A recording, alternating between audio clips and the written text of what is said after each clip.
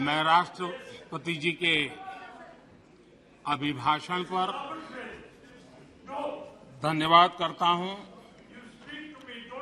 और ये मेरा सौभाग्य रहा है कि मुझे पहले भी कई बार राष्ट्रपति जी के अभिभाषण पर धन्यवाद करने का अवसर मिला है।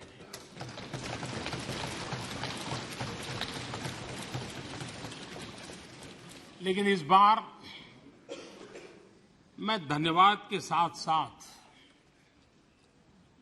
राष्ट्रपति महोदया जी का अभिनंदन भी करना चाहता हूं।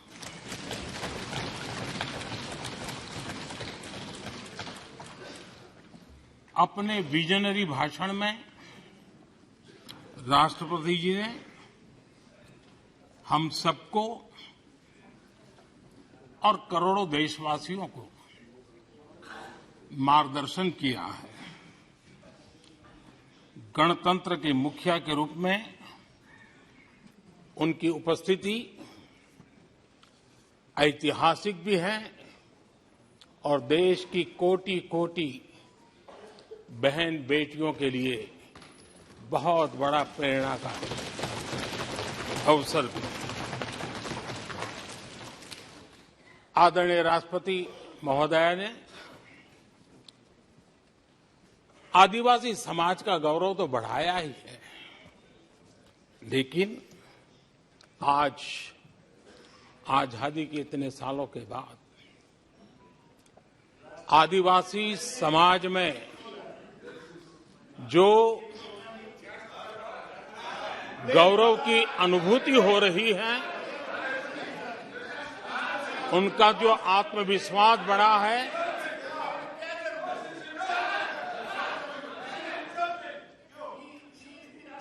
और इसके लिए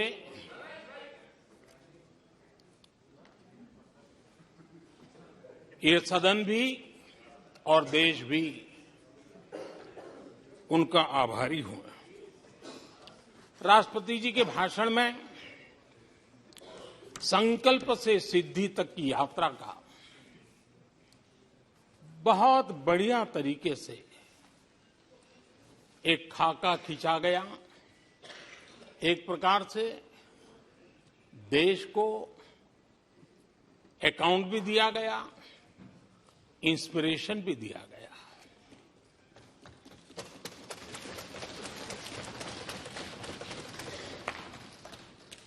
आदरणीय अध्यक्ष जी, यहां पर सभी माननीय सदस्यों ने इस चर्चा में हिस्सा लिया। हर किसी ने अपने अपने आंकड़े दिए, अपने अपने तर्क दिए और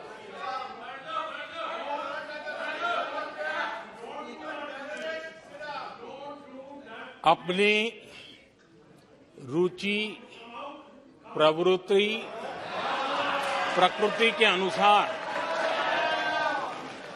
सबने अपनी बातें रखी और जब इन बातों को गौर से सुनते हैं, उसे समझने का जब प्रयास करते हैं, तो ये भी ध्यान में आता है कि किसकी कितनी क्षमता है, किसकी कितनी योग्यता है, किसकी कितनी समझ है और किसका क्या इरादा है। ये सारी बातें प्रकट होती ही हैं और देश भली भांति तरीके से उसका मूल्यांकन भी करता है। मैं चर्चा में शामिल सभी माननीय सदस्यों का हृदय से आभार व्यक्त करता हूं, लेकिन मैं देख रहा था कल कुछ लोगों के भाषण के बाद पूरा इकोसिस्टम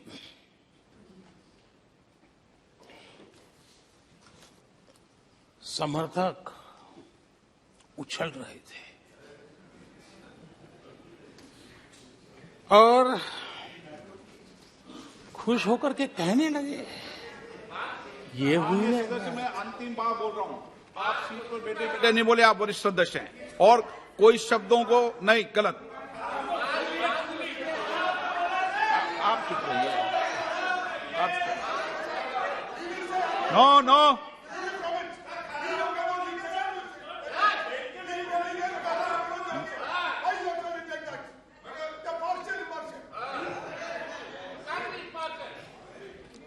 पूरा इकोसिस्टम उछल रहा था और कुछ लोग तो खुश होकर के कह रहे थे, ये हुई ना बात, बड़ा, शायद नींद भी अच्छी आई होगी,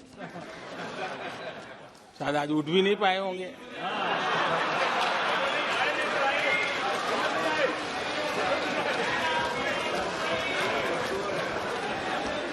और ऐसे लोगों के लिए कहा गया है, बहुत अच्छे ढंग से कहा गया है, ये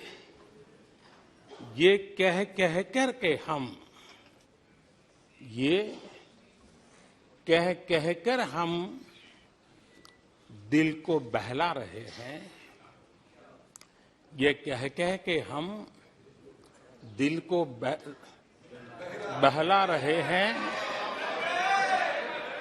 वो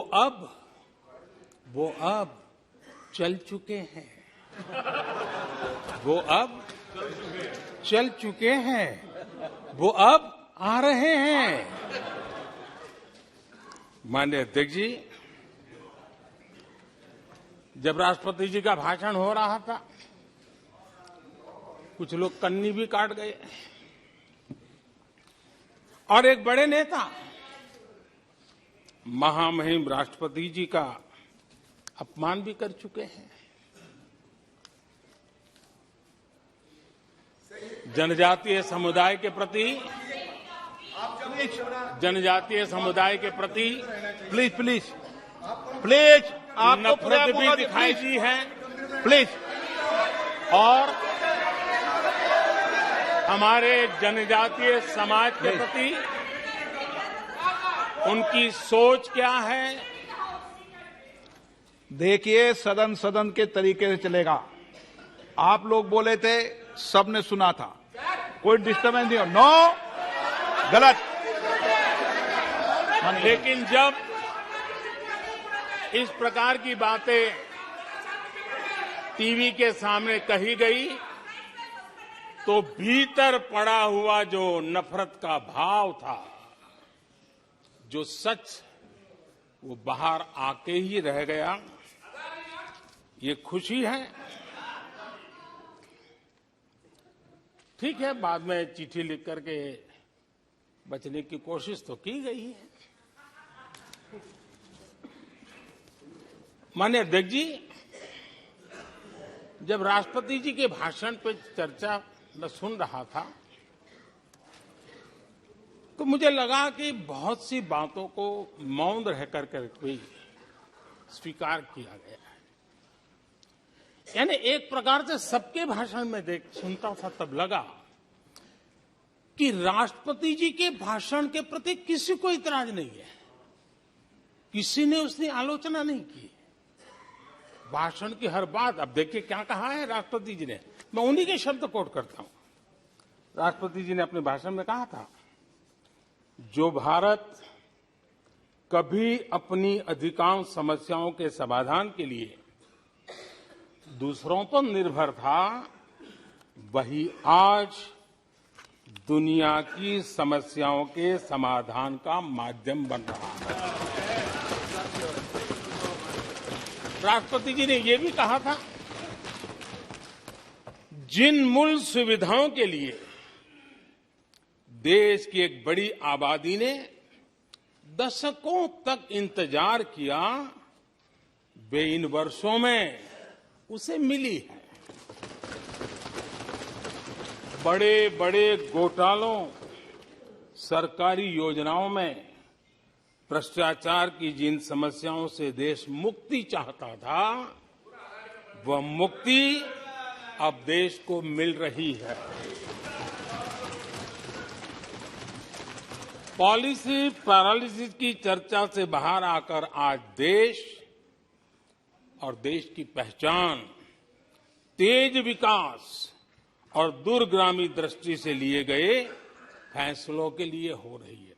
ये पैराग्राफ जो मैं पढ़ रहा हूं वो राष्ट्रपति जी के भाषण के पैराग्राफ को मैं कोट कर रहा हूं और मुझे आशंका थी कि ऐसी बातों पर यहां जरूर इतराज करने वाले तो कुछ लोग निकलेंगे,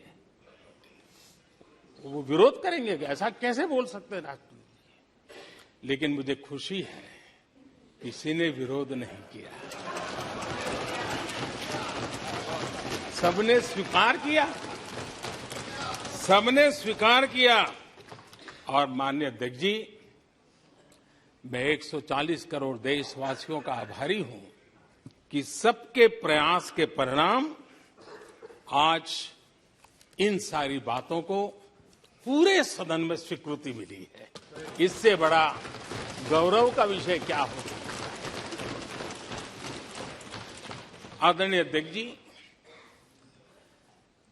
सदन में हंसी मजाक, टीका टिप्पणी, नोक-झोंक ये तो होता रहता है,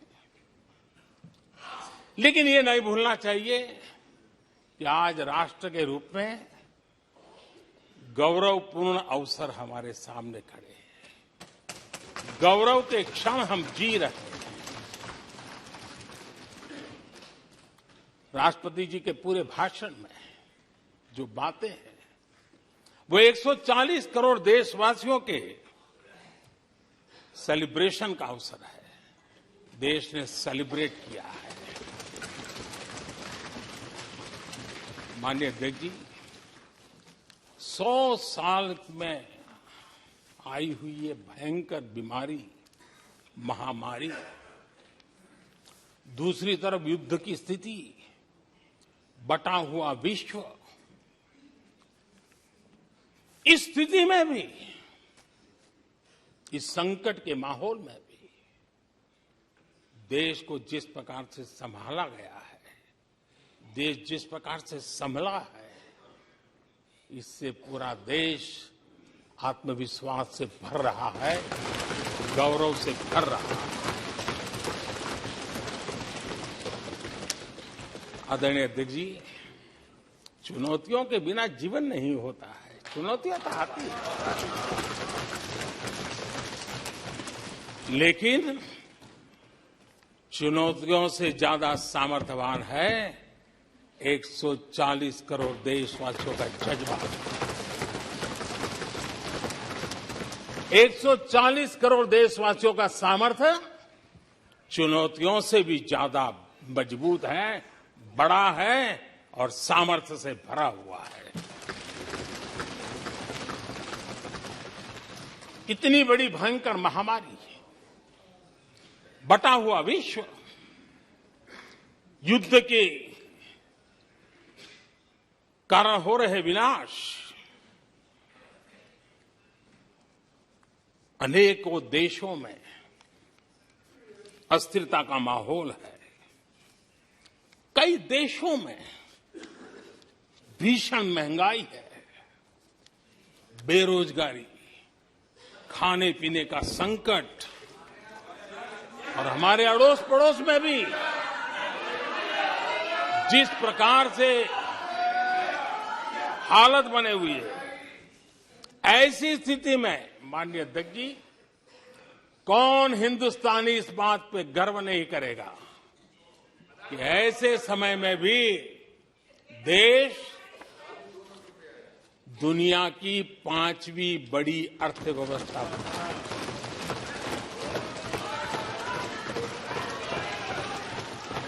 आज पूरे विश्व में भारत को लेकर के पॉजिटिविटी है, एक आशा है, भरोसा है। और माननीय अध्यक्ष जी, ये भी खुशी की बात है कि आज भारत को विश्व के समृद्ध देश ऐसे G20 समूह की अध्यक्षता का अवसर भी मिला। ये देश के लिए गर्व की बात है। ये देश के लिए गर्व की बात है। 140 करोड़ देशवासियों के लिए गौरव की बात है। लेकिन मुझे लगता है, पहले मुझे नहीं लगता था, लेकिन अभी लग रहा है शायद इससे भी कुछ लोगों को दुख हो रहा है। 140 करोड़ देशवासियों में किसी को दुख नहीं हो सकता है। वो आत्मनिरीक्षण करे, वो कौन लोग हैं जिसको इसका भी दुख हो रहा है। माननीय अध्यक्ष जी,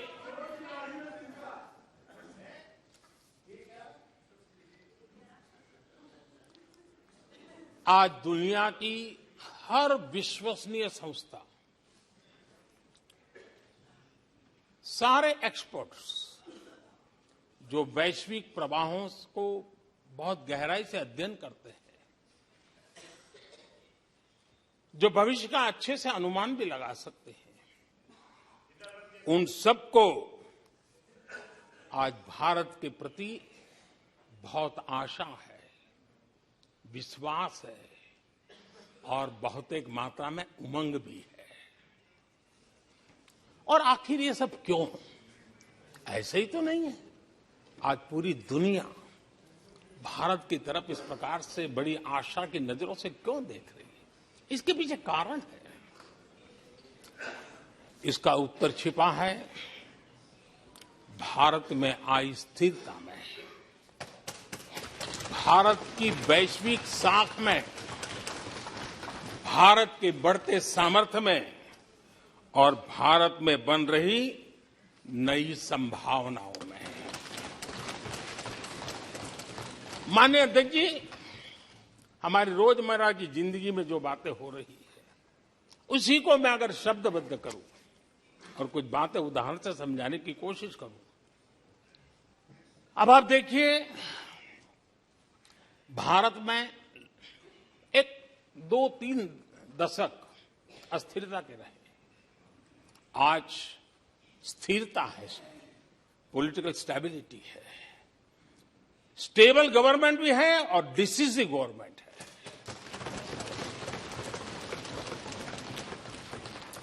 और उसका भरोसा स्वाभाविक होता है। एक निर्णायक सरकार, एक पूर्ण बहुमत से चलने वाली सरकार, वो राष्ट्रहित में फैसले लेने का सामर्थ्य रखती है। और ये वो सरकार है,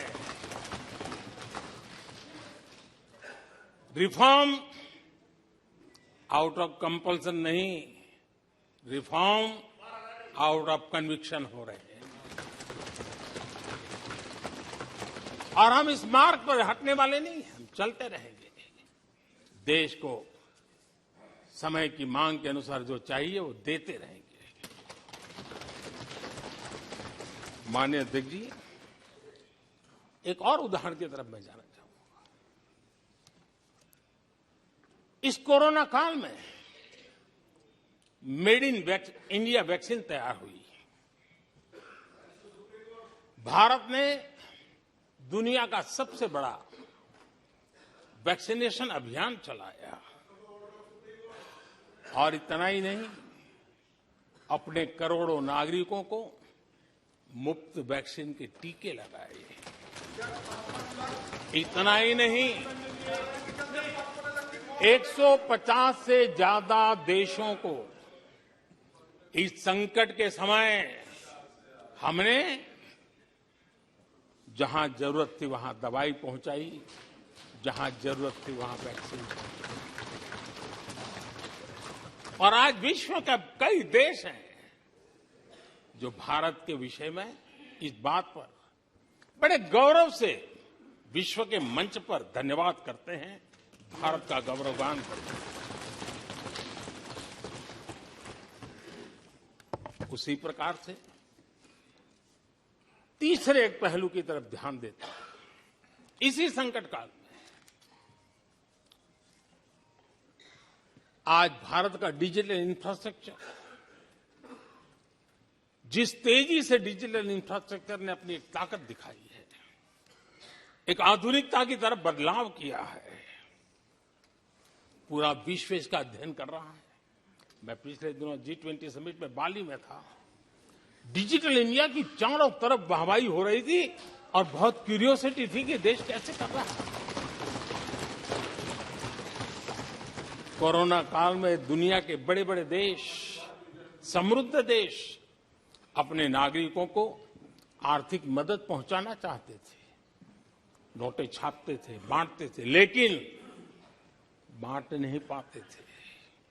ये देश हैं जो एक फ्रिक्शन ऑफ सेकंड में लाखों करोड़ों रुपए देशवासियों के खाते में जमा करवा सकता है। हजारों करोड़ रुपए ट्रांसफर हो जाते हैं। एक समय था छोटी छोटी टेक्नोलॉजी के लिए देश तरसता था। आज देश में बहुत बड़ा फर्क महसूस हो रहा है। टेक्नोलॉजी के क्षेत्र में देश बड़ी ताकत के साथ आगे बढ़ रहा है।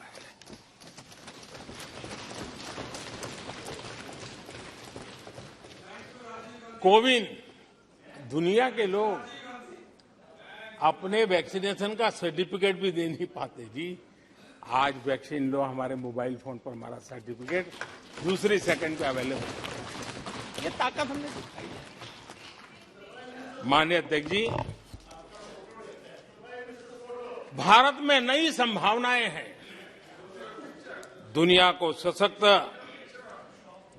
वैल्यू और सप्लाई चेन, उसमें आज पूरी दुनिया ने, कोरोना कालखंड ने सप्लाई चेन के मुद्दे पर दुनिया को हिला के रख दिया है। आज भारत उस कमी को पूरने की ताकत के साथ आगे बढ़ रहा है। कईयों को ये बात समझना बहुत देर लग जाएगी। भारत आज इसी दिशा में एक मैन्युफैक्चरिंग हब के रूप में उभर रहा है और दुनिया भारत की समृद्धि में अपनी समृद्धि देख रही है। माननीय अध्यक्ष जी, निराशा में डूबे हुए कुछ लोग इस देश की प्रगति को स्वीकार ही नहीं कर पा रहे हैं। उन्हें भारत के लोगों की उपलब्धियां नहीं दिखती है। अरे 140 करोड़ देशवासियों के पुरुषार्थ और प्रयास का परिणाम है, जिसके कारण आज दुनिया में डंका बजना शुरू हुआ है। उन्हें भारत के लोगों के पुरुषार्थ और परिश्रम से प्राप्त उपलब्धियां उनको नजर नहीं आ रही हैं। माननीय अध्यक्ष जी, पिछले 9 वर्ष में भारत में 90,000 स्टार्टअप्स, और आज स्टार्टअप की दुनिया में हम दुनिया में तीसरे नंबर पर पहुंच गए। एक बहुत बड़ा स्टार्टअप इकोसिस्टम आज देश के टायर 2, टायर 3 सिटीज में भी पहुंच चुका है। हिंदुस्तान के हर कोने में पहुंचा है। भारत के युवा सामर्थ्य की पहचान बनता जा रहा है। माननीय अध्यक्ष जी, इतने कम समय में और कोरोना के विकट कालखंड में 108 यूनिकॉर्न बने हैं। और एक यूनिकॉर्न का मतलब होता है उसकी वैल्यू 6-7 हजार करोड़ से ज्यादा होती है। ये देश के नौजवानों ने करके दिखाया। माननीय अध्यक्ष जी, आज भारत दुनिया में मोबाइल मैन्युफैक्चरिंग में दुनिया में दूसरा बड़ा देश बन गया है। घरेलू विमान यात्री, डोमेस्टिक एयर ट्रैफिक में आज विश्व में हम तीसरे नंबर पर पहुंच चुके हैं। एनर्जी कंजम्पशन प्रगति के एक मानदंड माना जाता है। आज भारत एनर्जी कंजम्पशन में दुनिया में एक कंज्यूमर के रूप में तीसरे नंबर पर हम पहुंच चुके हैं। रिन्यूएबल एनर्जी की कैपेसिटी में हम दुनिया में चौथे नंबर पर पहुंच चुके हैं। स्पोर्ट्स कभी हमारी कोई पूछ नहीं होती थी, कोई पूछता नहीं था। आज स्पोर्ट्स की दुनिया में हर स्तर पर भारत के खिलाड़ी अपना रुतबा दिखा रहे हैं, अपना सामर्थ्य दिखा रहे हैं। एजुकेशन समेत हर क्षेत्र में आज भारत आगे बढ़ रहा है। पहली बार, माननीय अध्यक्ष जी, गर्व होगा, पहली बार हायर एजुकेशन में एनरोलमेंट वालों की संख्या 4 करोड़ से ज्यादा हो गई। इतना ही नहीं, बेटियों की भी भागीदारी बराबर होती जा रही है।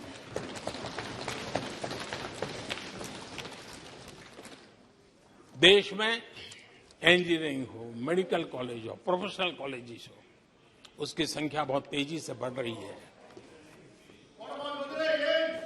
स्पोर्ट्स के अंदर भारत का परचम ओलंपिक हो, कॉमनवेल्थ हो, हर जगह पे हमारे बेटे, हमारी बेटियों ने शानदार प्रदर्शन किया है।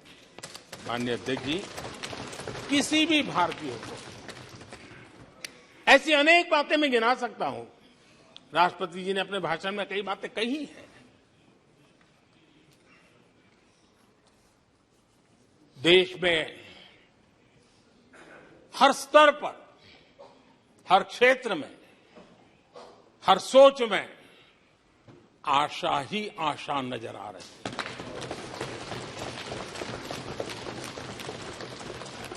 एक विश्वास से भरा हुआ देश है, सपने और संकल्प लेकर के चलने वाला देश है। लेकिन यहां कुछ लोग ऐसे निराशा में डूबे हैं, ऐसे निराशा में डूबे हैं। काका हाथरसी ने एक बड़ी मजेदार बात कही थी। काका हाथरसी ने कहा था, आगा पीछा देखकर क्यों होते गमगीन, जैसी जिसकी भावना वैसा दिखे सीन।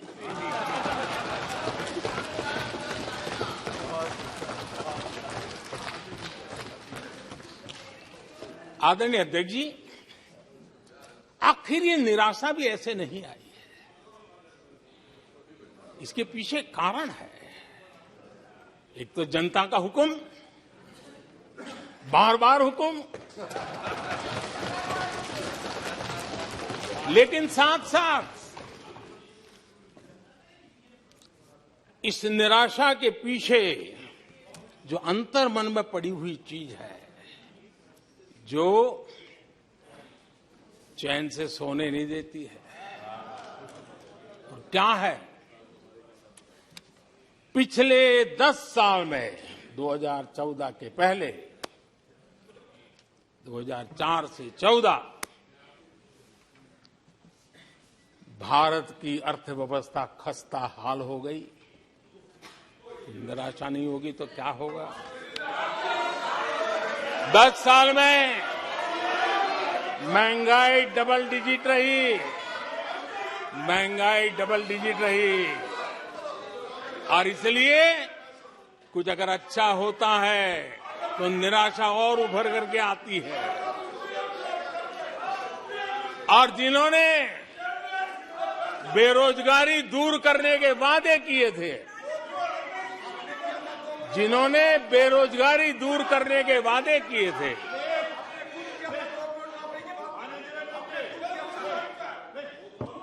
माननीय अध्यक्ष जी, एक बार जंगल में 2 नौजवान शिकार करने के लिए गए और वो गाड़ी में अपनी बंदूक नीचे उतार करके थोड़ा टहलने लगे। उन्होंने सोचा कि थोड़ा अभी आगे चलना है तो थोड़ा जरा हाथ पैर ठीक कर ले, लेकिन गए थे तो बाघ का शिकार करने के लिए, और उन्होंने देखा आगे जाएंगे तो बाघ मिलेगा। लेकिन हुआ ये कि वहीं पर बाघ दिखाई दिया। अभी नीचे उतरे थे, अपनी गाड़ी में बंदूक वहीं पड़ी थी। बाघ दिखा, अब करे क्या? तो उन्हें लाइसेंस दिखाया कि मेरे पास बंदूक का लाइसेंस है।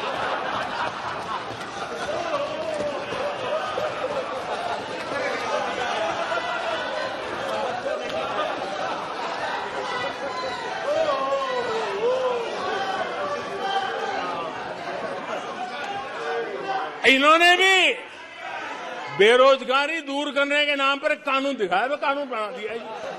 अरे देखो, कानून बना दिया है। ये इनके तरीके हैं, पल्ला झाड़ दिया।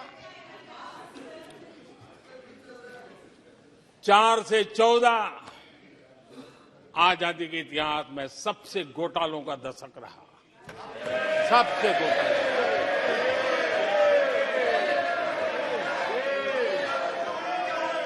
वही 10 साल, यूपीए के वो 10 साल, कश्मीर से कन्याकुमारी,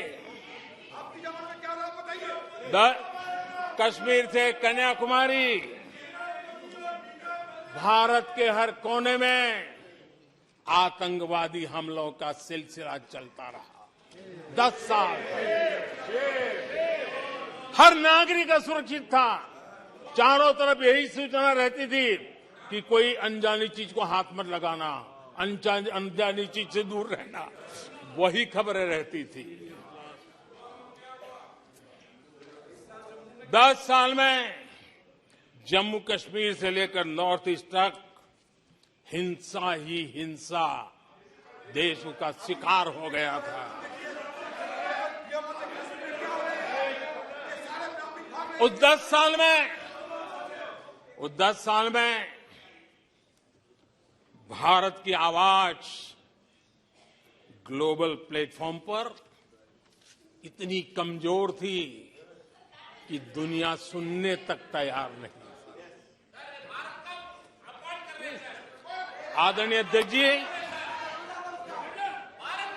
इनकी निराशा का कारण ये भी है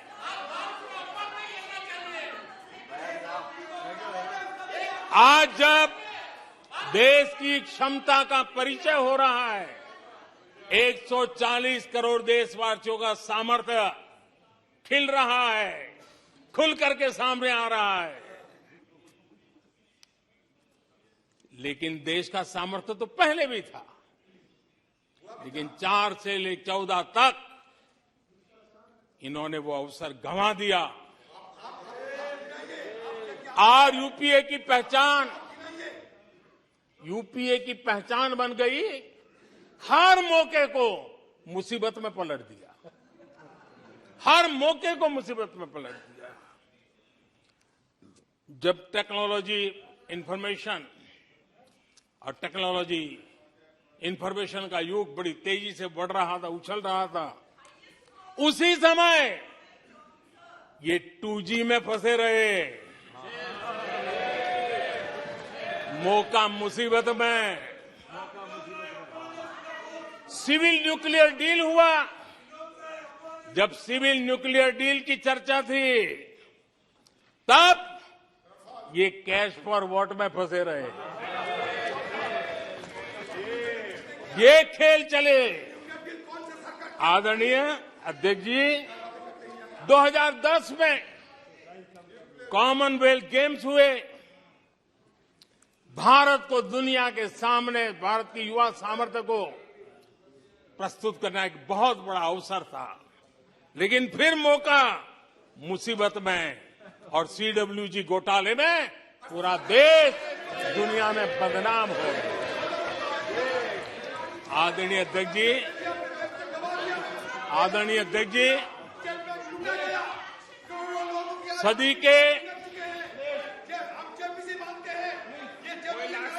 सदी के दूसरे दशक में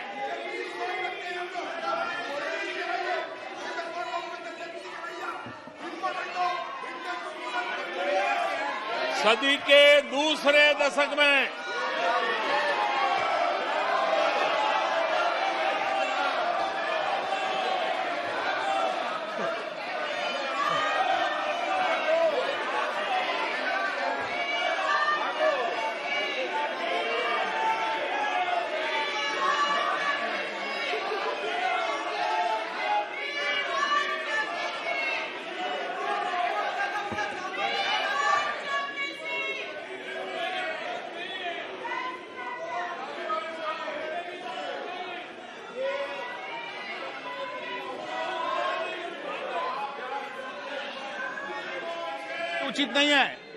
यह संसदीय परंपराओं के अनुरूप नहीं है। आप बिना तथ्यों के बोलते हैं और फिर सुनते नहीं हैं। प्लीज बैठिए। नो, बैठिए। No no no no no. आदरणीय अध्यक्ष जी, ऊर्जा का किसी भी देश के विकास में अपना एक महात्म्य होता है और जब दुनिया में भारत की ऊर्जा शक्ति के उभार की दिशा में चर्चा की जरूरत थी, इस सदी के दूसरे दशक में हिंदुस्तान की चर्चा ब्लैकआउट के नाते हुई। पूरे विश्व में ब्लैकआउट के वो दिन चर्चा के केंद्र में आ गए। कोयला घोटाला चर्चा में आ गया। आदरणीय अध्यक्ष जी, देश पर इतने आतंकी हमले हुए, 2008 के हमलों को कोई भूल नहीं सकता है, लेकिन आतंकवाद पर सीना तान कर आंख में आंख मिला करके हमले करने का सामर्थ्य नहीं था।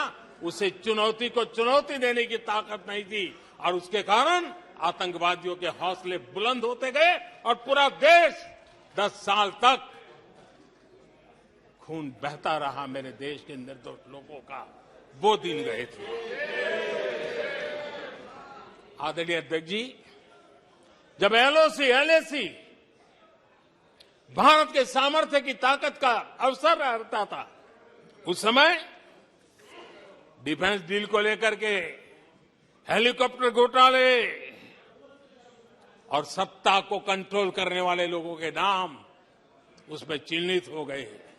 आदरणीय अध्यक्ष जी, जब देश के लिए जरूरत थी और निराशा के मूल में ये चीजें पड़ी हुई है, सब उभर करके आ रहा है। आदरणीय अध्यक्ष जी, इस बात को हिंदुस्तान हर पल याद रखेगा कि 2014 के पहले का जो दशक था, द लॉस्ट डेकेड के रूप में जाना जाएगा और इस बात को इनकार नहीं कर सकते कि 2030 का जो दशक है, ये इंडिया डेकेड है पूरे विश्व के लिए। आदरणीय अध्यक्ष जी, थैंक यू शशि जी।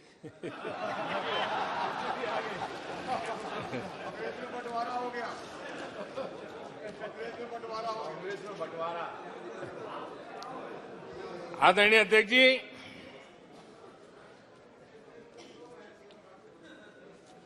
लोकतंत्र में आलोचना का बहुत महत्व मैं मानता हूं और मैं हमेशा मानता हूं कि भारत जो कि मदर ऑफ डेमोक्रेसी है, सदियों से हमारे यहां लोकतंत्र हमारी रगों में पनपा हुआ है और इसलिए मैं हमेशा मानता हूं कि आलोचना एक प्रकार से लोकतंत्र की मजबूती के लिए, लोकतंत्र के संवर्धन के लिए, लोकतंत्र के स्पिरिट के लिए आलोचना एक शुद्धि यज्ञ है।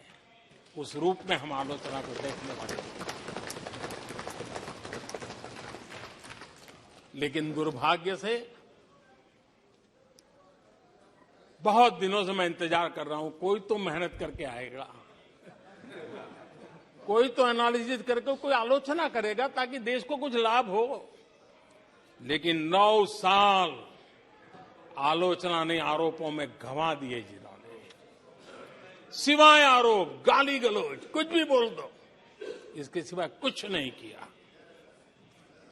गलत आरोप। और हाल ये चुनाव हार जाओ, ईवीएम खराब, दे दो गाली। चुनाव हार जाओ, चुनाव आयोग को गाली दे दो। क्या तरीका है? अगर कोर्ट में फैसला पक्ष में नहीं आया तो सुप्रीम कोर्ट को गाली दे दो, उसकी आलोचना कर दो। अगर भ्रष्टाचार की जांच हो रही है, अगर भ्रष्टाचार की जांच हो रही है,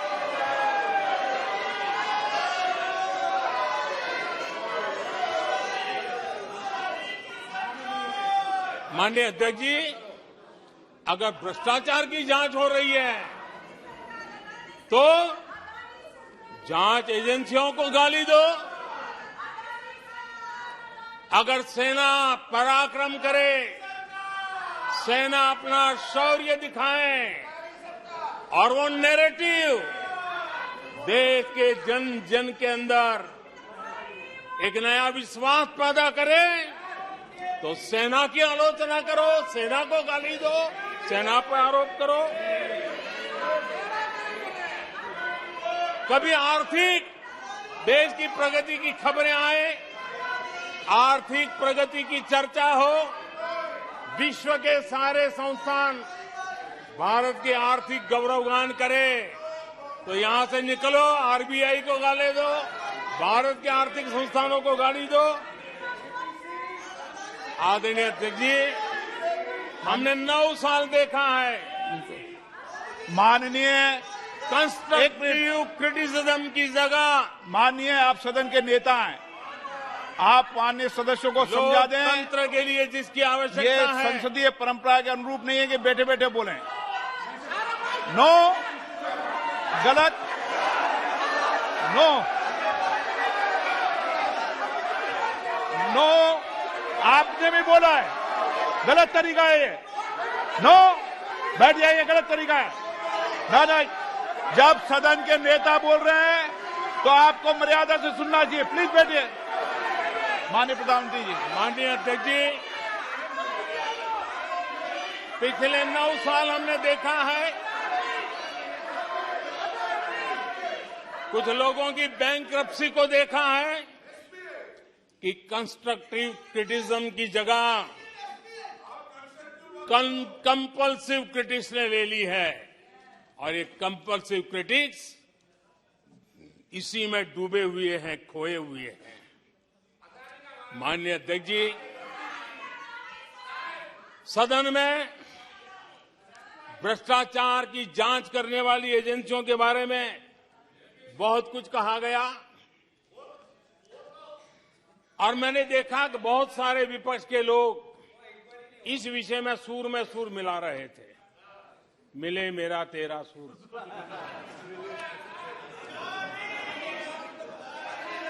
आदरणीय अध्यक्ष जी, मुझे लगता था देश की जनता, देश के चुनाव के नतीजे ऐसे लोगों को जरूर एक मंच पर लाएंगे, लेकिन वो तो हुआ नहीं। लेकिन इन लोगों ने ईडी का धन्यवाद करना चाहिए कि ईडी के कारण ये लोग एक मंच पे आए हैं। ईडी ने इन लोगों को एक मंच पर ला दिया है।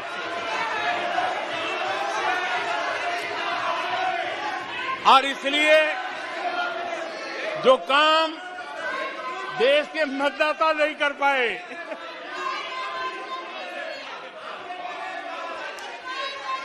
आदरणीय अध्यक्ष जी,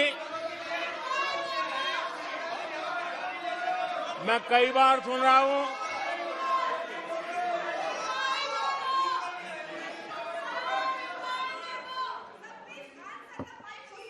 माननीय अध्यक्ष जी, मैं कई बार सुन रहा हूं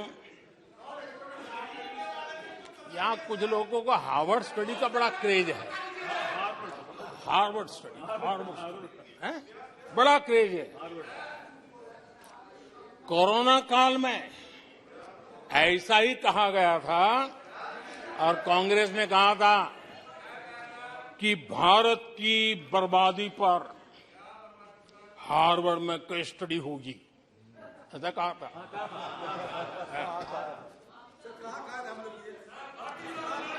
और कल फिर सदन में हार्वर्ड यूनिवर्सिटी में स्टडी की बात कल फिर हुई। लेकिन माननीय अध्यक्ष जी, बीते वर्षों में माननीय अध्यक्ष जी, बीते वर्षों में हार्वर्ड में एक बहुत बढ़िया स्टडी हुई है, बहुत इंपॉर्टेंट स्टडी हुई है। और उस स्टडी है, उसका टॉपिक क्या था मैं जरूर सदन को बताना चाहूंगा। और ये स्टडी हो चुकी है।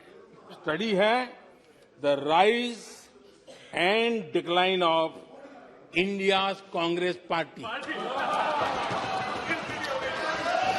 ये स्टडी हो चुका है और मुझे विश्वास है अध्यक्ष जी, मुझे विश्वास है भविष्य में कांग्रेस की बर्बादी पर सिर्फ हार्वर्ड नहीं, बड़े बड़े विश्वविद्यालयों में अध्ययन होना ही होना है और डुबाने वाले लोगों पर भी होने वाला है। आदरणीय अध्यक्ष जी, मैं ऐसे लोगों के लिए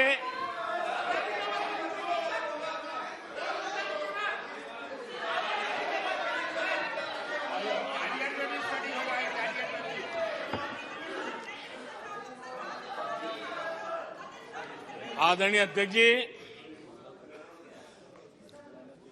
इस प्रकार के लोगों के लिए दुष्यंत कुमार ने बहुत बढ़िया बात कही और दुष्यंत कुमार ने जो कहा है बहुत फिट बैठता है। उन्होंने कहा है, तुम्हारे पांव के नीचे, तुम्हारे पांव के नीचे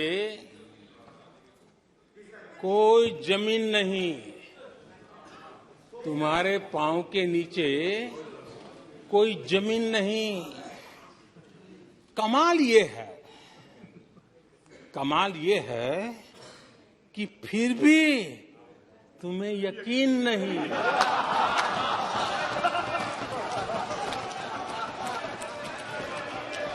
माननीय अध्यक्ष जी,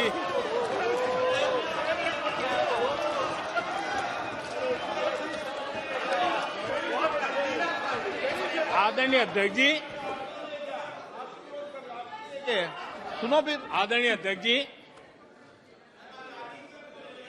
ये लोग बिना सर पैर की बातें करने के आदी होने के कारण उनको ये भी याद नहीं रहता है कि वो खुद का कितना कॉन्ट्राडिक्शन कहते हैं। कभी एक बात, कभी दूसरी बात, कभी एक तरफ, कभी दूसरी तरफ।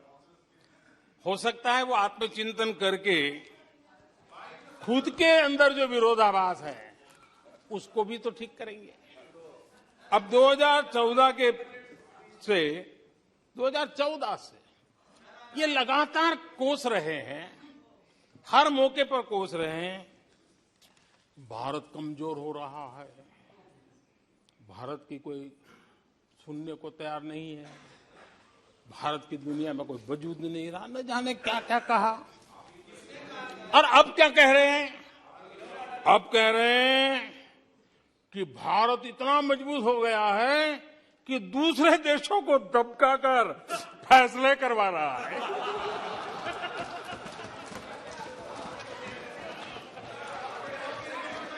अरे पहले ये तो तय करो भाई कि भारत कमजोर हुआ है कि मजबूत हुआ है। माननीय अध्यक्ष जी,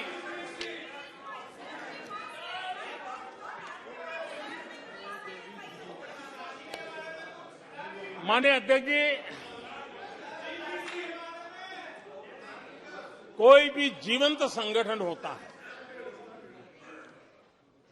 अगर एक जीवंत व्यवस्था होती है, जो जमीन से जुड़ी हुई व्यवस्था होती है, वे जनता जनार्दन में क्या चलता है, लोगों के अंदर उसका चिंतन करता है, उससे कुछ सीखने की कोशिश करता है और अपनी राह भी समय रहते हुए बदलता रहता है। लेकिन जो अहंकार में डूबे होते हैं, जो बस सब कुछ हम ही को ज्ञान है, सब हमारा ये सही सही है, ऐसी जो सोच में जीते हैं, उनको लगता है कि मोदी को गाली दे करके ही हमारा रास्ता निकलेगा। मोदी पर झूठे अनाप शनाप कीचड़ उछाल करके ही रास्ता निकलेगा। अब 22 साल बीत गए, वो गलतफहमी पाल करके बैठे हुए हैं।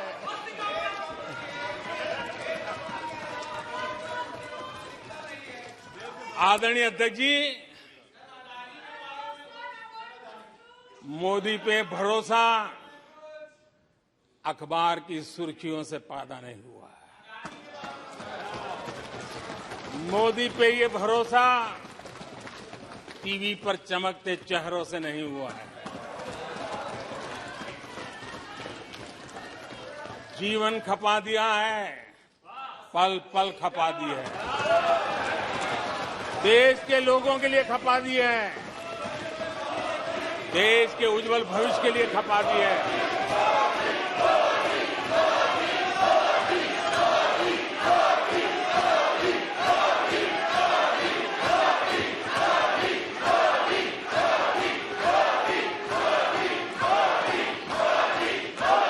आदरणीय अध्यक्ष जी,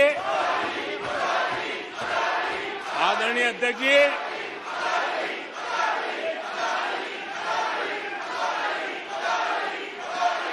आदरणीय अध्यक्ष जी,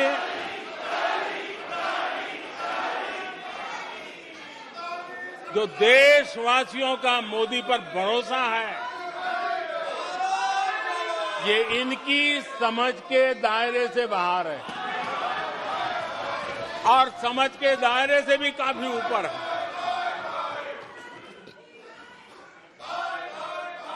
क्या ये झूठे आरोप लगाने वालों पर मुफ्त राशन प्राप्त करने वाले मेरे देश के 80 करोड़ देशवासी क्या कभी उन पर भरोसा करेंगे क्या? आदरणीय अध्यक्ष जी, one nation one ration card देश भर में कहीं पर भी गरीब से गरीब को भी जब राशन मिल जाता है, वो आपकी झूठी बातों पर, आपके गलत गलीच आरोपों पर कैसे भरोसा करेगा? आदरणीय अध्यक्ष जी, जिस किसान के खाते में साल में 3 बार पीएम किसान सम्मान निधि के 11 करोड़ किसानों के खाते में पैसा जमा होते हैं, वो आपकी गालियां, आपके झूठे आरोपों पर विश्वास कैसा करेगा? आदरणीय अध्यक्ष जी, जो कल फुटपाथ पर जिंदगी जीने के लिए मजबूर था, जो झुग्गी झोपड़ी में जिंदगी बसर करता था, ऐसे 3 करोड़ से ज्यादा लोगों को पक्के घर मिले हैं। उनको तुम्हारी ये गालियां, ये तुम्हारे झूठी बातें क्यों वो भरोसा करेगा? अध्यक्ष जी, आदरणीय अध्यक्ष जी, 9 करोड़ लोगों को मुफ्त गैस का कनेक्शन मिला है, वो आपकी झूठ को कैसे स्वीकार करेगा? 11 करोड़ बहनों को इज्जत घर मिला है, शौचालय मिला है, वो आपके झूठ को कैसे स्वीकार करेगा? आदरणीय अध्यक्ष जी, आजादी के 75 साल बीत गए, 8 करोड़ परिवारों को आज नल से जल मिला है। वो माताएं तुम्हारे झूठ को कैसे स्वीकार करेगी? तुम्हारी गलतियों को, गालियों को कैसे स्वीकार करेगी? आयुष्मान भारत योजना से 2 करोड़ परिवारों को मदद पहुंची है। जिंदगी बच गई है उनकी। मुसीबत के समय मोदी काम आया है।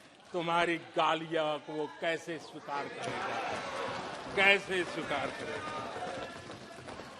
आदरणीय अध्यक्ष जी, आपकी गालियां, आपके आरोपों को इन कोटि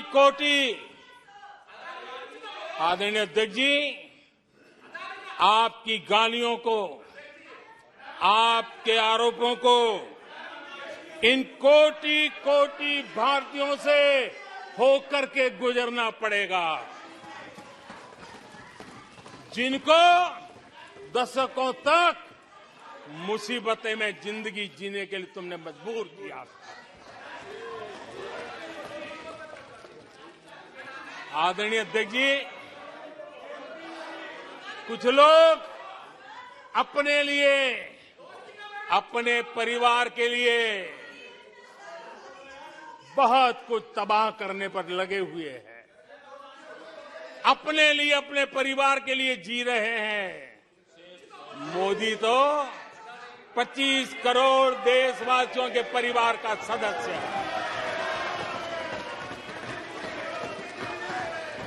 आदरणीय अध्यक्ष जी, 140 करोड़ देशवासियों के आशीर्वाद, ये मेरा सबसे बड़ा सुरक्षा कवच है। और गालियों के शस्त्र से, झूठ के शस्त्रास्त्रों से इस सुरक्षा कवच को कभी तुम भेद नहीं सकते हो। वो विश्वास का सुरक्षा कवच है और इन शस्त्रों से तुम कभी भेद नहीं सकते हो। आदरणीय अध्यक्ष जी,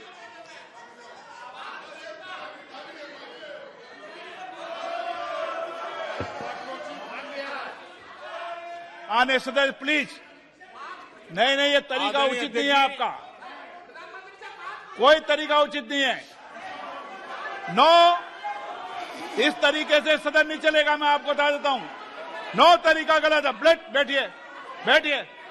क्या सदन है? संसद है? बैठकर टिप्पणी करते हैं। सदन के नेता बोलते हैं जब कुछ शांत रखा करो, मर्यादा रखा करो चीजों की।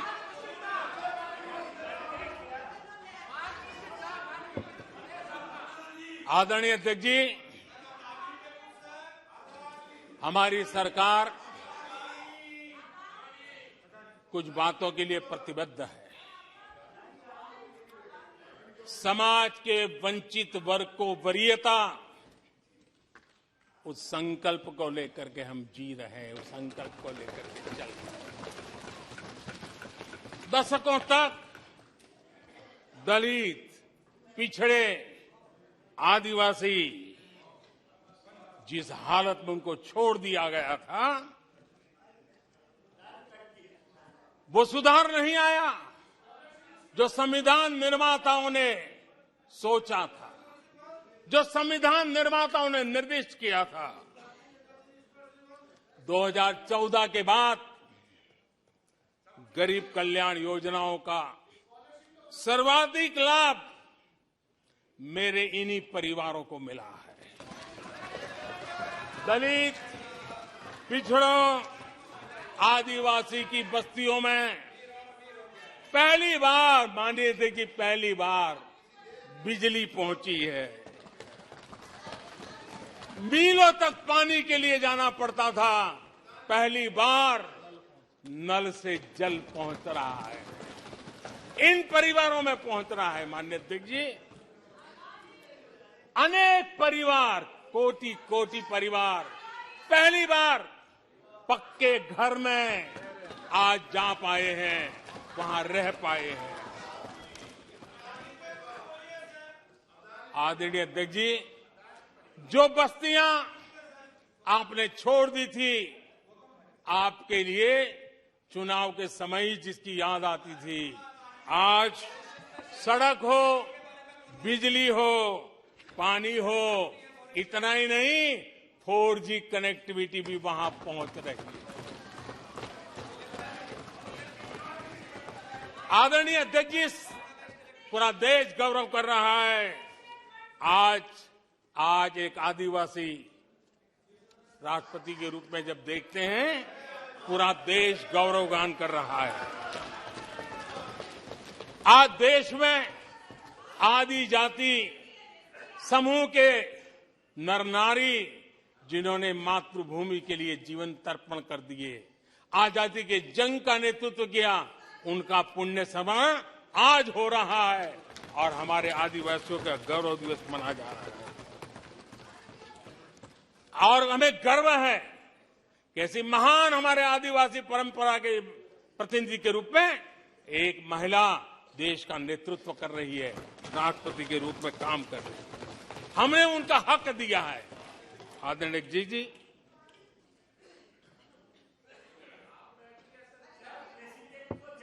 आदरणीय अध्यक्ष जी, हम पहली बार देख रहे हैं।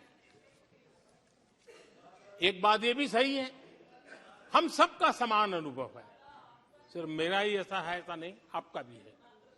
हम सब जानते हैं कि जब मां सशक्त होती है तो पूरा परिवार सशक्त होता है। जब मां सशक्त होती है तो परिवार सशक्त होता है, परिवार सशक्त होता है तो समाज सशक्त होता है, और तभी जाकर के देश सशक्त होता है। और मुझे संतोष है कि माताएं, बहनों, बेटियों को सबसे ज्यादा सेवा करने का सौभाग्य हमारी सरकार को मिला है। हर छोटी मुसीबत को दूर करने का प्रामाणिक पूर्वक प्रयास किया है।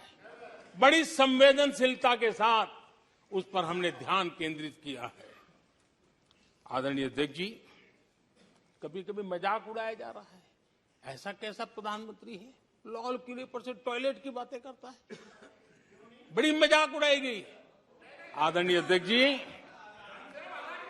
ये टॉयलेट, ये इज्जतगार, इन मेरी माताओं बहनों की क्षमता, उनकी सुविधा, उनका सुरक्षा का सम्मान करने वाली बात है। इतना ही नहीं माननीय अध्यक्ष जी, जब मैं सैनिटरी पैड की बात करता हूं तो लोगों को लगता है अरे प्रधानमंत्री ऐसे विजय में क्यों जाते हैं।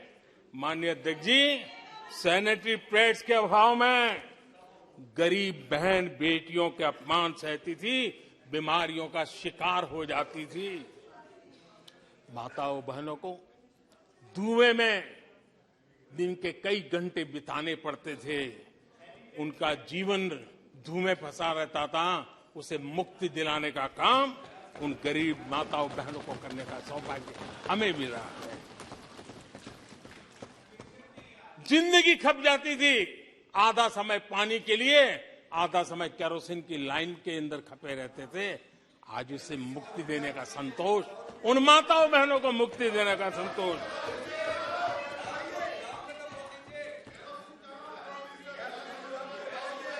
माननीय अध्यक्ष जी, जो पहले चलता था, अगर वैसा ही हम चलने देते, शायद कोई हमें सवाल भी नहीं पूछता कि मोदी जी ये क्यों नहीं किया, वो क्यों नहीं किया, क्योंकि देश को आपने ऐसी स्थिति में ला दिया था कि इससे बाहर निकल ही नहीं सकता था। वैसी निराशा में देश को झोंक कर रखा हुआ था। हमने उज्ज्वला योजना से धुएं से मुक्ति दिलाई, जल जीवन से पानी दिया, बहनों के सशक्तिकरण के लिए काम किया। 9 करोड़ बहनों को सेल्फ हेल्प ग्रुप, स्वयं सहायता समूह से जोड़ना, माइनिंग से लेकर के डिफेंस तक, आज माताओं बहनों को, बेटियों को अवसर खोल दिए हैं। ये खोलने का काम हमारी सरकार ने किया है। आदरणीय अध्यक्ष जी, इस बात को हम याद करें, वोट बैंक की राजनीति ने देश के सामर्थ्य को कभी कभी बहुत बड़ा गहरा धक्का पहुंचाया है। और उसी का परिणाम है कि देश में जो होना चाहिए, जो समय पे होना चाहिए था, उस पर काफी देर हो गई। आप देखिए, मध्यम वर्ग लंबे समय तक मध्यम वर्ग को पूरी तरह नकार दिया गया, उसकी तरफ देखा तक नहीं गया। एक प्रकार से वो मान के चला कि हमारा कोई नहीं, अपने ही बलबूते पर जो हो सकता है करते चलो। वो अपनी पूरी शक्ति बेचारा खपा देता था। लेकिन हमारी सरकार, एनडीए सरकार ने मध्यम वर्ग की ईमानदारी को पहचाना है, उन्हें सुरक्षा प्रदान की है, और आज हमारा परिश्रमी मध्यम वर्ग देश को नई ऊंचाई पर ले जा रहा है। सरकार के विभिन्न योजनाओं से मध्यम वर्ग को कितना लाभ हुआ है, माननीय अध्यक्ष जी, मैं उदाहरण देता हूं। 2014 से पहले जीबी डेटा, क्योंकि आज युग बदल चुका है, ऑनलाइन दुनिया चल रही है, हर एक के हाथ में मोबाइल पड़ा हुआ है, कुछ लोगों के जेब फटे हुए हो तो भी मोबाइल तो होता ही है।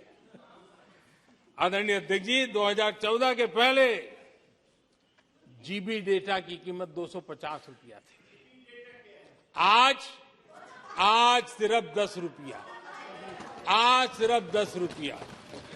आदरणीय अध्यक्ष जी, एवरेज हमारे देश में एक नागरिक एवरेज 20 जीबी का उपयोग करता है। अगर उस हिसाब को मैं लगाऊं तो एवरेज एक व्यक्ति का 5,000 रुपया बचता है। आदरणीय अध्यक्ष जी, 5,000 रुपया बचता है। आदरणीय अध्यक्ष जी, जन औषधि स्टोर आज पूरे देश में आकर्षण का कारण बने हैं, क्योंकि मध्यम वर्ग का परिवार, उसको अगर परिवार में सीनियर सिटीजन है, डायबिटीज जैसी बीमारी है, तो 1,000, 2,000, 2,500, 3,000 की दवाई हर महीना लेनी पड़ती है। जन औषधि केंद्र में जो दवाई बाजार में 100 रुपए में मिलती है, जन औषधि में 10 रुपए, 20 रुपए में मिलती है। आज 20,000 करोड़ रुपया मध्यम वर्ग का जन औषधि के कारण बचा है। माननीय अध्यक्ष जी,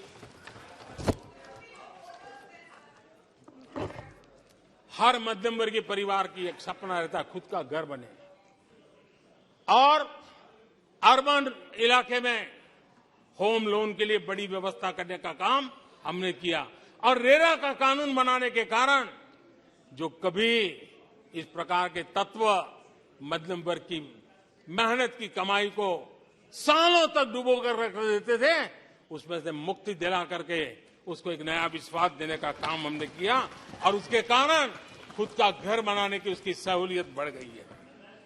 आदरणीय अध्यक्ष जी, हर मध्यम वर्गीय परिवार को अपने बच्चों के भविष्य के लिए, उसके उच्च शिक्षा के लिए उसके मन में रहता है, मंसूबा रहता है। वो चाहता है आज जितनी मात्रा में मेडिकल कॉलेजेस हो, इंजीनियरिंग कॉलेज हो, प्रोफेशनल कॉलेजों की संख्या बढ़ाई गई है, सीटें बढ़ाई गई हैं, उसने मध्यम वर्ग के एस्पिरेशन को बहुत उत्तम तरीके से एड्रेस किया है। उसको विश्वास होने लगा है कि उनके बच्चों का उज्जवल भविष्य निर्धारित है। आदरणीय अध्यक्ष जी, देश को आगे बढ़ाना है तो भारत को आधुनिकता की तरफ गए बिना कोई चारा नहीं, और समय की मांग है कि अब समय नहीं गवा सकते, और इसलिए हमने इंफ्रास्ट्रक्चर की तरफ बहुत बड़ा ध्यान दिया है। और ये भी माने, स्वीकार होगा, भारत की एक जमाने में पहचान थी गुलामी के कालखंड के पहले। गुलामी के कालखंड के पहले ये देश आर्किटेक्चर के लिए, इंफ्रास्ट्रक्चर के लिए दुनिया में उसकी एक ताकत थी, पहचान थी। गुलामी के कालखंड में सारा नष्ट हो गया। देश आजाद होने के बाद वो दिन दोबारा में आएगा ऐसी आशा थी, लेकिन वो भी समय बीत गया। जो होना चाहिए था, जिस गति से होना चाहिए, जिस स्केल से होना चाहिए था, वो हम नहीं कर पाए। आज उसमें बहुत बड़ा बदलाव इस दशक में देखा जा रहा है। सड़क हो, समुद्री मार्ग हो, व्यापार हो, वाटरवेज हो, हर क्षेत्र में आज इंफ्रास्ट्रक्चर का कायाकल्प देख रहा है। हाईवे पर रिकॉर्ड निवेश हो रहा है। माननीय अध्यक्ष जी, दुनिया भर में आज चौड़ी सड़कों की बात होती थी। भारत में चौड़ी सड़कें, हाईवे, एक्सप्रेसवे आज देश की नई पीढ़ी देख रही है। भारत में वैश्विक स्तर के अच्छे हाईवे, एक्सप्रेस दिखे, इस दिशा में हमारा काम है। पहले रेलवे इंफ्रास्ट्रक्चर अंग्रेजों ने जो देकर के गए, उसी पर भी हम बैठे रहे, उसी को हमने अच्छा मान लिया, गाड़ी चलती थी। आदरणीय अध्यक्ष जी, वो समय था, आदरणीय अध्यक्ष जी, वो समय था जिस प्रकार से अंग्रेजों छोड़ करके गए थे, उसी भाव में जीते रहे। और रेलवे की पहचान क्या बन गई थी? रेलवे यानी धक्का मुक्की, रेलवे यानी एक्सीडेंट, रेलवे यानी लेट लतीफ। यही यानी एक स्थिति थी, लेट लतीफ में एक कहावत बनी गई थी, रेलवे यानी लेट लतीफी। एक समय था हर महीने एक्सीडेंट होने वाली घटनाएं बार बार आती थी। एक समय था एक्सीडेंट एक किस्मत बन गई थी। लेकिन अब ट्रेनों के अंदर वंदे भारत की मांग, हर एमपी चिट्ठी लिखता है, मेरे यहां वंदे भारत चालू करो। आज रेलवे स्टेशनों का कायाकल्प हो रहा है, आज एयरपोर्ट का कायाकल्प हो रहा है। 70 साल में 70 एयरपोर्ट, 70 साल में 70 एयरपोर्ट, 9 साल में 70 एयरपोर्ट। देश में वाटरवेज भी बन रहा है। आज वाटरवेज पर ट्रांसपोर्टेशन हो रहा है। आदरणीय अध्यक्ष जी, देश आधुनिकता की तरफ बढ़े, इसके लिए आधुनिक इंफ्रास्ट्रक्चर को बल देते हुए, आदरणीय अध्यक्ष जी, मैंने जीवन में, सार्वजनिक जीवन में 4-5 दशक मुझे हो गए, और मैं हिंदुस्तान के गांवों से गुजरा हुआ इंसान, 4-5 दशक तक उसमें से एक लंबा कालखंड परिव्राजक के रूप में बिताया है। हर स्तर के परिवारों से बैठने उठने का, बात करने का अवसर मिला है। और इसलिए भारत के हर भूभाग को, समाज की हर भावना से परिचित हूं। और मैं इसके आधार पर कह सकता हूं, और बड़े विश्वास से कह सकता हूं, कि भारत का सामान्य मानवी पॉजिटिविटी से भरा हुआ है। सकारात्मकता उसके स्वभाव का, उसके संस्कार का हिस्सा है। भारतीय समाज नेगेटिविटी को सहन कर लेता है, स्वीकार नहीं करता। ये उसकी प्रकृति नहीं। भारतीय समुदाय का स्वभाव खुशमिजाज है, स्वप्नशील समाज है, सत्कर्म के रास्ते पर चलने वाला समाज है, सृजन कार्य से जुड़ा हुआ समाज है।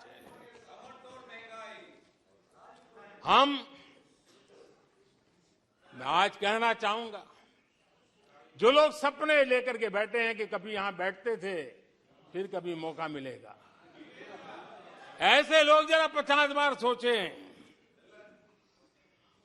अपने तौर तरीकों पर जरा पुनर्विचार करें।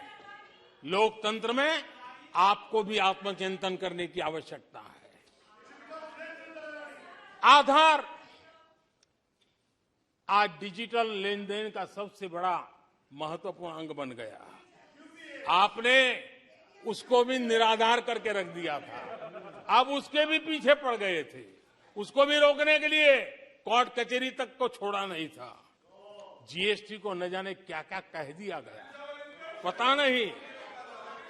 लेकिन आज हिंदुस्तान की अर्थव्यवस्था को और सामान्य मानवी को जीवन सुगम बनाने में जीएसटी ने एक बहुत बड़ी भूमिका अदा की। वो जमा एचएएल को कितनी गालियां दी गई, किस प्रकार से बड़े बड़े फोरम का मिसयूज किया गया।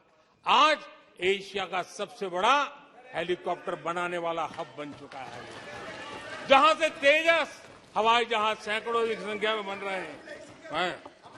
भारतीय सेना के हजारों करोड़ रुपए का ऑर्डर आज HAL के पास है। भारत के अंदर आज वाइब्रेंट डिफेंस इंडस्ट्री आगे आ रही है। आज भारत डिफेंस एक्सपोर्ट करने लगा है। माननीय अध्यक्ष जी, हिंदुस्तान के हर नौजवान को गर्व होता है। निराशा में डूबे हुए लोगों से अपेक्षा नहीं है। आदरणीय अध्यक्ष जी, आप जानते हैं भली भांति, समय सिद्ध कर रहा है। जो कभी यहां बैठते थे वो वहां जाने के बाद भी फेल हुए हैं। वहां जाने के बाद भी फेल हुए और देश पास होता जा रहा है, डिस्टिंक्शन पे जा रहा है। और इसलिए समय की मांग है कि आज निराशा में डूबे हुए लोग थोड़ा स्वस्थ मन रख के आत्मचिंतन करें। आदरणीय अध्यक्ष जी, यहां जम्मू कश्मीर की भी चर्चा हुई। जम्मू कश्मीर की भी चर्चा हुई और जो अभी अभी जम्मू कश्मीर घूम कर गए उन्होंने देखा होगा कितने आन बान शान के साथ आप जम्मू कश्मीर में जा सकते, घूम सकते, फिर सकते। आदरणीय अध्यक्ष जी, पिछली शताब्दी के उत्तरार्ध में आदरणीय अध्यक्ष जी, पिछली शताब्दी के उत्तरार्ध में मैं भी जम्मू कश्मीर में यात्रा लेके गया था और लाल चौक में तिरंगा फहराने का संकल्प लेकर के चला था। और तब आतंकवादियों ने पोस्टर लगाए थे। आतंकवादियों ने पोस्टर लगाए थे उस समय और कहा था कि देखते हैं किसने अपनी मां का दूध पिया है जो लाल चौक में आके तिरंगा फहराता है। पोस्टर लगे थे और उस दिन वो 24 जनवरी थी। मैंने जम्मू के अंदर बड़ी सभा में कहा था, अध्यक्ष जी मैं पिछली शताब्दी की बात कर रहा हूं, और तब मैंने कहा था आतंकवादी कान खोल करके सुन ले। उस दिन मैंने कहा था आतंकवादी कान खोल करके सुन ले। 26 जनवरी को ठीक 11 बजे मैं लाल चौक पहुंचूंगा, बिना सिक्योरिटी आऊंगा, बुलेट प्रूफ जैकेट के बिना आऊंगा और फैसला लाल चौक में होगा किसने अपनी मां का दूध पिया।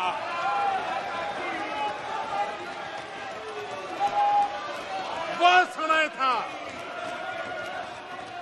माननीय अध्यक्ष जी। और जब श्रीनगर के लाल चौक में तिरंगा फहराया उसके बाद मैंने मीडिया के लोग पूछने लगे। मैंने कहा था कि आमतौर पर तो 15 अगस्त और 26 जनवरी को जब भारत का तिरंगा लहराता है तो भारत के आयुध, भारत के बारूद सलामी देते हैं, आवाज करके देते हैं। मैंने कहा आज जब मैं लाल चौक के अंदर तिरंगा फहरा हूं, दुश्मन देश का बारूद भी सलामी कर रहा है, गोलियां चला रहा था, बंदूकें बम फोड़ रहा था। आदरणीय अध्यक्ष जी, आज जो शांति आई है, आज चैन से जा सकते हैं, सैकड़ों की तादाद में जा सकते हैं। ये माहौल और पर्यटन की दुनिया में कई दशकों के बाद सारे रिकॉर्ड जम्मू कश्मीर ने तोड़े हैं। आज जम्मू कश्मीर में लोकतंत्र का उत्सव मनाया जा रहा है। आदरणीय अध्यक्ष जी, आज जम्मू कश्मीर में हर घर तिरंगा का सफल कार्यक्रम होते हैं। मुझे खुशी है, कुछ लोग हैं जो कभी कहते थे तिरंगे से शांति बिगड़ने का खतरा लगता था। कुछ लोगों को ऐसा कहते थे कि तिरंगे से जम्मू कश्मीर में शांति बिगड़ने का खतरा लगता था। वक्त देखिए, वक्त का मजा देखिए, अब वो भी तिरंगा यात्रा में शरीक हो गए।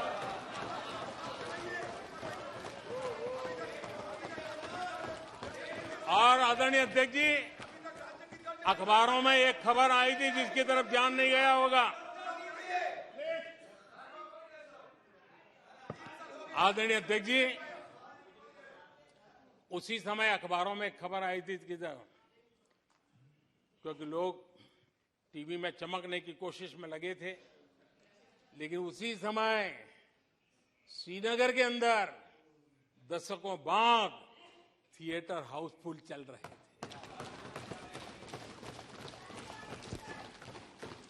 और अलगाववादी दूर दूर तक नजर नहीं आते थे। अब ये भी देश ने देखा है। आदरणीय अध्यक्ष जी, अभी हमारे साथी आकर ही हमारे माननीय सदस्य नॉर्थ ईस्ट के लिए कह रहे थे। मैं कहूंगा जरा एक बार नॉर्थ ईस्ट हो आइए। आपके जमाने का नॉर्थ ईस्ट और आज के जमाने का नॉर्थ ईस्ट देखिए। आधुनिक चौड़े हाईवे हैं, रेल की सुख सुविधा वाली सफर है, आप आराम से हवाई जहाज से जा सकते हैं। नॉर्थ ईस्ट के हर कोने में आज बड़ी, और मैं गर्व के साथ कहता हूं, आजादी का 75 साल मना रहे हैं, तब मैं गर्व से कहता हूं 9 साल में करीब 7500 7,500 7,500 जो हथियार के रास्ते पर चल पड़े थे, ऐसे लोगों ने सरेंडर किया और अलगाववादी प्रवृत्ति छोड़ करके मुख्य धारा में आने का काम किया है। आदरणीय अध्यक्ष जी, आज त्रिपुरा में लाखों परिवारों को पक्का घर मिला है, उसकी खुशी में मुझे शरीक होने का अवसर मिला। जब मैंने त्रिपुरा में हीरा योजना की बात कही थी, तब मैंने कहा था हाईवे, हाईवे, रेलवे और एयरवे, हीरा, ये हीरा का आज सफलतापूर्वक त्रिपुरा की धरती पर मजबूती नजर आ रही है। त्रिपुरा तेज गति से आज भारत की विकास यात्रा का भागीदार बना है। आदरणीय अध्यक्ष जी, मैं जानता हूं सच सुनने के लिए भी बहुत सामर्थ्य लगता है। आदरणीय अध्यक्ष जी, झूठे गंदे आरोपों को सुनने के लिए भी बहुत बड़ा धैर्य लगता है, और मैं इन सबका अभिनंदन करता हूं जिन्होंने धैर्य के साथ गंदी से गंदी बातें सुनने का ताकत दिखाई है। ये अभिनंदन के अधिकारी हैं। लेकिन जो सच सुनने का सामर्थ्य नहीं रखते हैं, वो कितनी निराशा की गर्त में डूब चुके होंगे, इसका देश आज सबूत देख रहा है। माननीय अध्यक्ष जी,